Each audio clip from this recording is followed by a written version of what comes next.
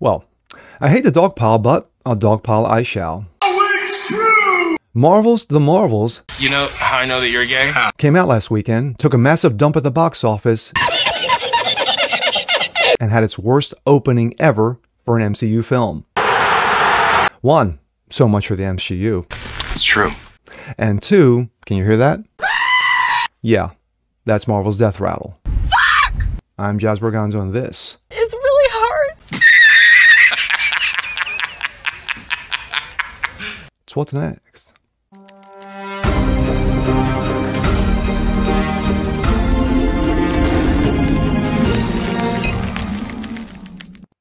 A happy Tuesday, ladies and gentlemen. Jazz Berganzo, What's Next, your daily dose.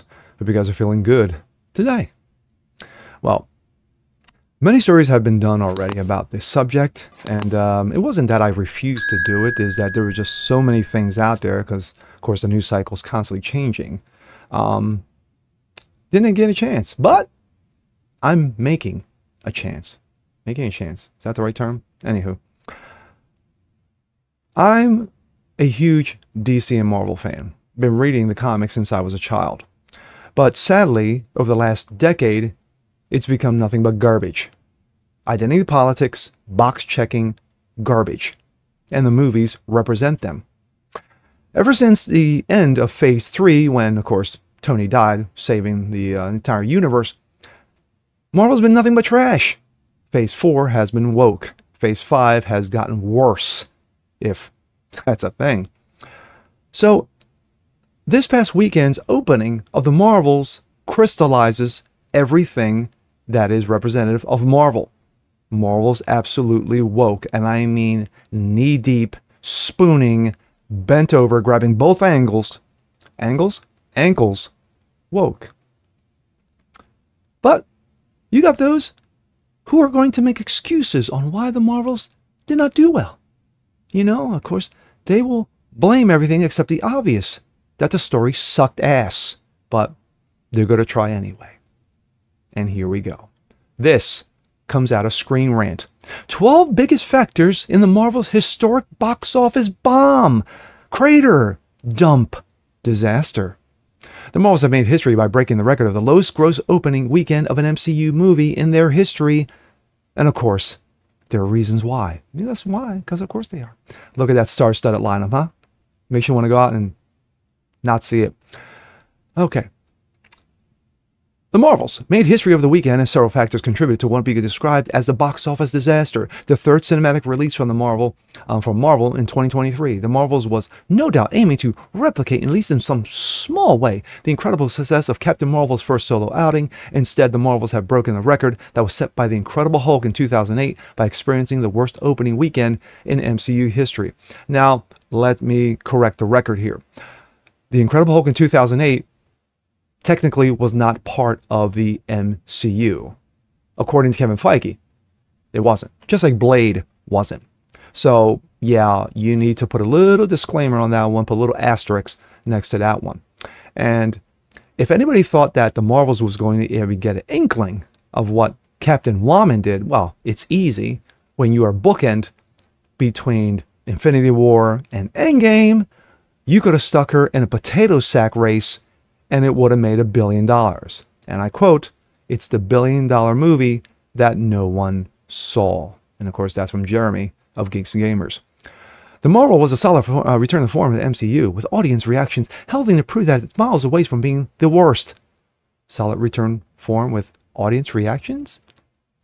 Yeah, they're called the normies. With that being said, the movie's incredibly disappointing $47 million domestic opening would be compared to the Incredible Hulk's $55 in 2008 is clearly a problem. The truth is that the reasons that the Marvel's financial failure are myriad and help to cement the notion that the MCU is in crisis. No, because of course it's not. Reason number 12. The SAG-AFTRA strike prevented the stars from promoting the Marvels. You know, it was the strike's fault. Oh, you wanted me to read that one? Okay. The star power of Brie Larson and Samuel L. Jackson alone was an exceptionally useful tool in the woeful yet unavoidable yet underutilized strikes, which ended upon the movie's release. Precluded from the stars contributing to the Marvel to the marketing drive in any way, meaning that the fans of the leading cast were not encouraged to view the movie throughout the marketing phase of its release. Yada, yada, yada.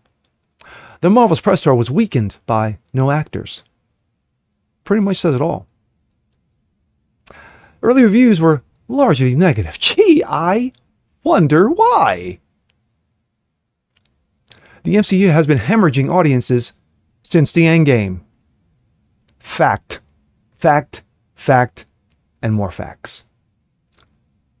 Ever since Tony died, the MCU has been garbage. The MCU has suffered from drama and bad press. And again, I wonder why. Remember the dude who played Kang? Yeah, he got arrested on domestic battery charges? Well, or assault charges? Wow. Loki. Enough said. Internet backlash to female and people of color led Marvel movies because of course there was. It's the white people's fault. Don't you understand? Casual fans may not know Miss Marvel and Monica Rambeau. True, the normies don't know. All they know is that Miss Marvel used to be a hot chick, and of course Monica Rambeau was the first Captain Marvel prior to Carol Danvers. She was a little baby in a little girl in the first movie, but no one cares. Number 4, the Marvels had the MCU's first musical sequence. I'm not even going to respond to that shit. Disney spoiled the Marvels' big X-Men reveal in its final trailer. Again, they tried to do what Black Adam with Superman at the end of the credits. Yeah. Didn't work either, did it? The Marvels don't have any larger connection to the MCU multiverse saga. Again, they don't, and no one cares. And the number 1 coming in with a bullet. Superhero fatigue is impacting Marvel and DC movies. No, it's not so much superhero fatigue. It's more so that the storyline blows chunks. My thoughts. I could have went into more description as they described there for Screen Rant, but you get the gist and there wasn't anything for me to say. But I will say this. The only thing that they got 1000% correct is that the MCU has been hemorrhaging since Tony died. I've said it. Thousands of people have said it at the end of Endgame when they went into phase woke. The MCU died when Tony did. When he snapped his fingers, made Thanos go away, he made the MCU go away. Because that was the pinnacle. 10 years, couple hiccups, Thor Dark World, Ultron, Captain Woman, hiccups, speed bumps along the way. But for the most part, the Thanos arc was excellent. So instead of continuing to feed off that, what does Kevin Feige do? Kevin Feige makes the mistake early on by taking Mjolnir out of Thor's hands and giving it to Jane Foster. Literally had Chris Hemsworth on his knees handing Thor's hammer to Jane Foster. That was the death knell.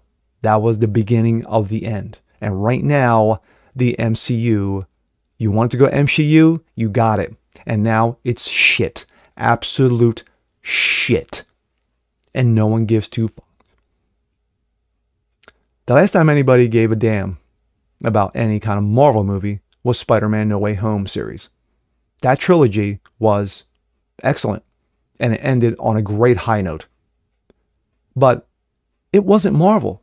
It wasn't Disney, was it? No, it was a Sony product. That's the reason why all three movies did so well. Because it didn't have that nonsense, that trash, that woke garbage attached to the movies. But all the releases, especially in the last 2 years, have been absolute dumpster fires of filmmaking. Millions, hundreds of millions of dollars wasted because you decided to trash the characters. Canon means nothing. content means nothing. Established characters mean nothing. I'm really surprised. The one thing I'm really surprised is that they have not thrown out a tranny out there to just put the icing on the cake. But never fret, kids. Never fret. Kevin Feige is on the case. And with that being said, I'm Jasper Gonzo. This is What's Next. Want to see more like this? Please leave a comment below. Like it, share it, subscribe to it. Hit the notification bell so you guys never miss a thing. And we'll see you next time. Peace.